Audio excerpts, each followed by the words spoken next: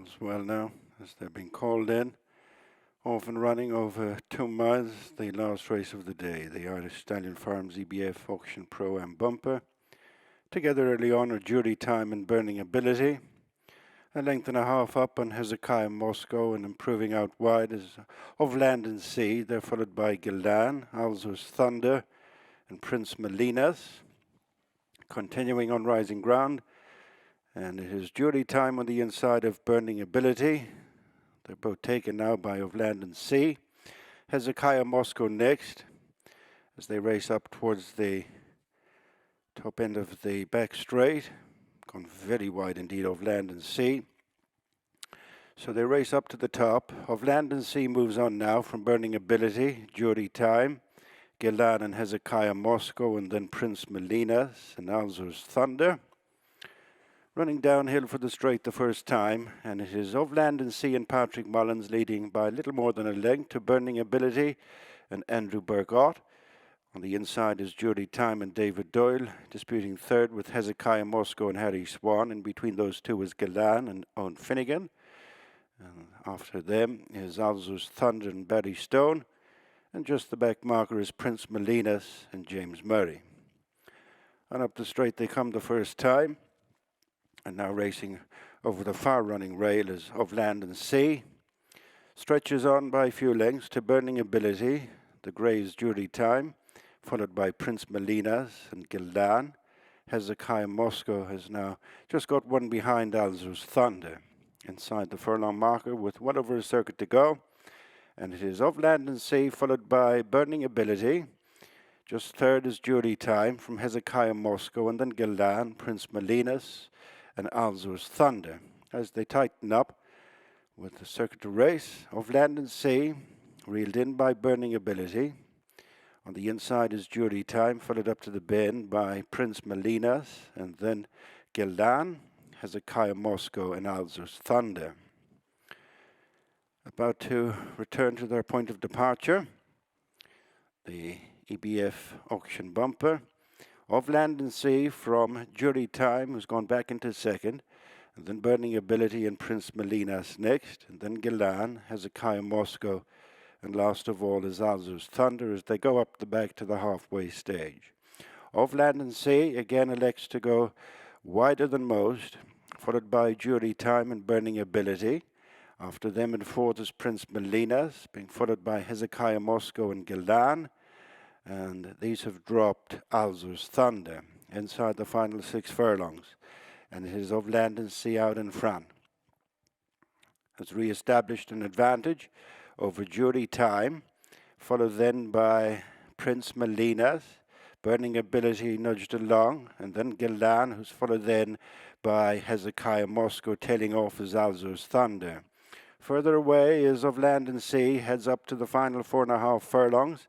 Out in front of Jury Time, a reminder for Prince Melinas in third, and then Gelding running on the inside of that third one, Prince Melinas, and Burning Ability has dropped out tamely. But it is Of Land and Sea out in front, running round the home turn from Jury Time, and Gelding is trying to stay on into third, followed by Prince Melinas, turning in with 2.5 furlongs to go, and it is Of Land and Sea, followed by Jury Time and Gelding, racing to the final 2 furlongs, and it is Of Land and Sea continuing clear from Jury Time in second. In third place is Gelding.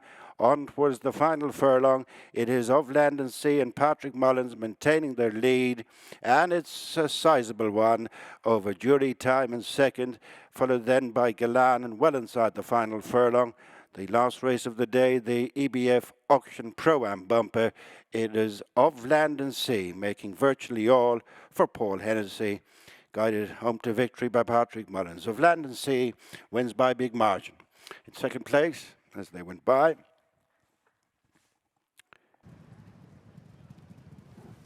Of Land and Sea off the mark. That doesn't quite tell the full story of the race, though. An inspired ride by Patrick Mullins, riding for Paul Hennessy and the Yves Gallahoo Racing Syndicate. Well done to them, well done to the jockey, and well done to you, Daryl, who you called this. I don't know if you were necessarily expecting the route that Patrick is going to take, because this is so interesting. What he's going to do is within the rules, because he's dipping back in between the wings. But look where he is on the track. Yeah, well, I had an idea he was going to do this, because I tell you why. He rode a bumper winner for us, was it last year or maybe a bit before that, and again, exactly the same conditions.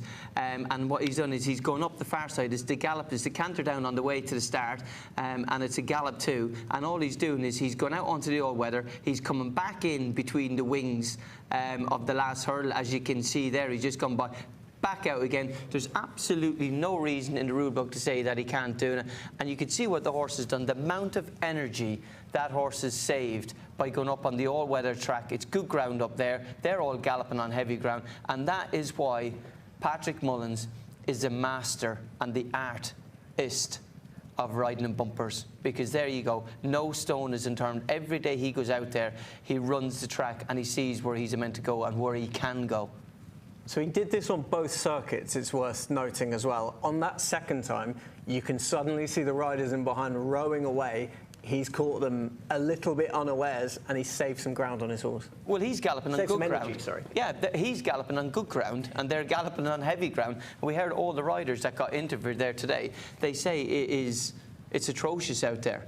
And what he's done is the amount of energy he's saved by going out onto the all-weather. It's a bit like me and you. If we were running a cross-country course, I was running on the road and you were running in the muck, in the woods. I think by the end of it, I might have a little bit more energy than you. Mind you, you're a fit man, aren't you? I'd say that wouldn't be the best example. Take me on. I'd say I'd need the good ground and you'd still probably catch up. Of land and sea, I mean, it's hard not to see that and take the form with a little bit of a pinch of salt because of what exactly has happened and where his gelding has travelled. But in terms of ingenuity and just tactical know-how, unrivaled. I'm not sure Patrick Mullins or Paul Hennessy will really worry about the form of that. It's a W next to his name, and it was a very, very clever. But even here, coming into home straight, look, he got a little bit of fresh ground.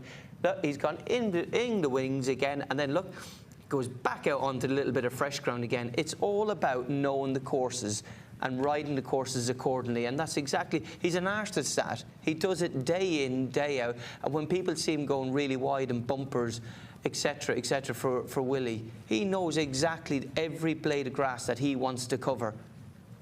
Well, remarkable. Of land and sea, he has you, Patrick Mullins, reaching for the rule book, but he's, as long as he goes between those wings of the hurdle, there's absolutely no problem with it. And by doing that, he's been able to pinch an advantage that made of land and sea nigh on impossible to peg back if he had ability. Well, ability he has, son of Crystal Ocean.